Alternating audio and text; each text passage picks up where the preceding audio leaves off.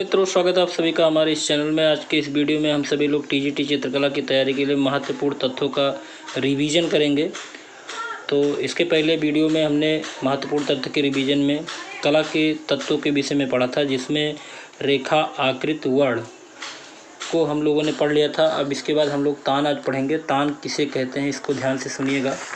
तान जो होता है वो रंगत के हल्के और गहरेपन को कहा जाता है।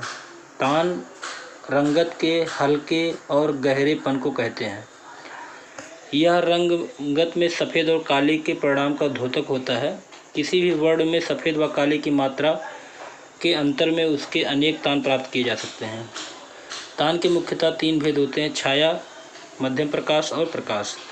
छाया, मध्यम प्रकाश और प्रकाश, ये तान के 3 भेद होते हैं। अब अगला है वयन। वयन का मतलब होता है, जो कला का 5वां तत्व हो वयन। वयन मतलब होता है पोत।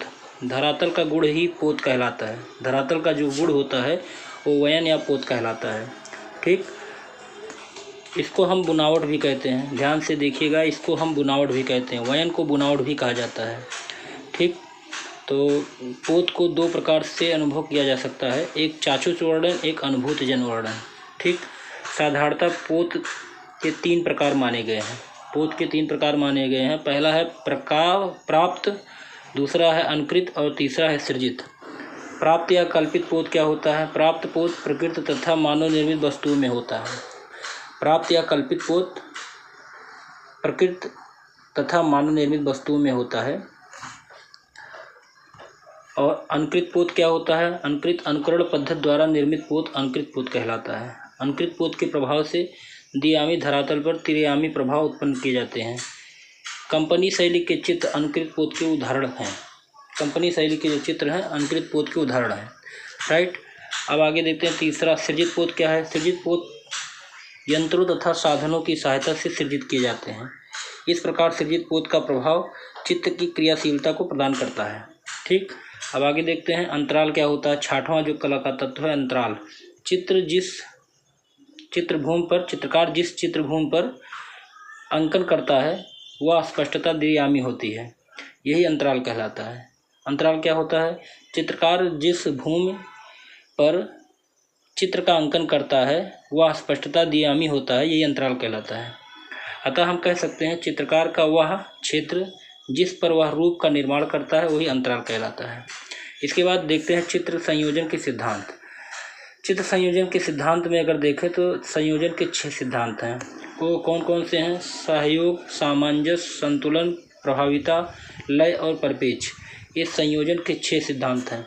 राइट, चलिए, सहयोग क्या होता है? सहयोग का अर्थ होता है चित्र में संयोजन के विभिन्न तत्वों में अनुभूत एकता, समानता तथा एक प्रकार का संबंध जो समस्त संयोजन को एकता के सूत्र में बांधे रहता है। चित्र के विभिन्न तत्वों में इस तर्क संगत संबंध को सहयोग कहते हैं। राइट, सामंजस्य क्या है? सामंजस्य जो है वो कला सृजन का वह सिद्धांत है जिसके अनुसार चित्रों में सभी तत्व, आकृति, वर्ण, तान आदि एक दूसरे के साथ मेल खाते हुए प्रतीत दिखाई दें, वही सामंजस्य है। संतुलन क्या है? संतुलन एक ऐसा सिद्धांत है जिसके माध्यम से चित्रों के विरोधी तत्वों को व्यवस्थित किया जाता है। संतुलन के अंतर्गत चित्र में रेखा, रूप, रंग सभी प्रकार इस प्रकार से इसको वर्णित किया जाता है कि संतुलन बन जाए चित्रों में। प्रभाविता क्या है? किसी एक आकृति को अन्य आकृतियों की तुलना में प्रमुखता देना ही प्रभाविता कहलाता है। राइट, अब इसके बाद लय क्या होता है? लय सामंजस्यपूर्ण आयुओं की पुनरावृत्ति से उत्पन्न निरंतरता को लय कहते हैं। लय का चित्रकला में विशेष महत्व है क्योंकि दर्शकों की दृष्टि से एक ही दिशा में बढ़ाई जाती है। परिप्रेक्ष्य क्या होता है? परिप्रेक्ष्य के माध्यम से द्विआयामी धरातल पर वस्तुओं का त्रिआयामी प्रभाव दर्शाया जाता है। इसके अंतर्गत निकटता तथा दूरी के आधार पर पास की वस्तुओं आकार में बड़ी और वर्ण में निखार तथा दूर की वस्तुओं को आकार में छोटी और वर्ण में धुंधली अस्पष्ट दिखाई देती है। तो ये परिप्रेक्ष्य हो गया। यहाँ पर आपका महत्वपूर्ण बिंदु आज का समाप्त होता है। अगले महत्वपूर्ण बिंदु पर फिर महत्वपूर्ण तथ्यों पर फिर वीडियो आपको मिलेगा। आपको वीडियो कैसा लगा? अगर अच्छा लगा हो तो लाइक और सब्सक्राइब जरूर कीजिएगा। अगले वीडियो में फिर मिलते हैं।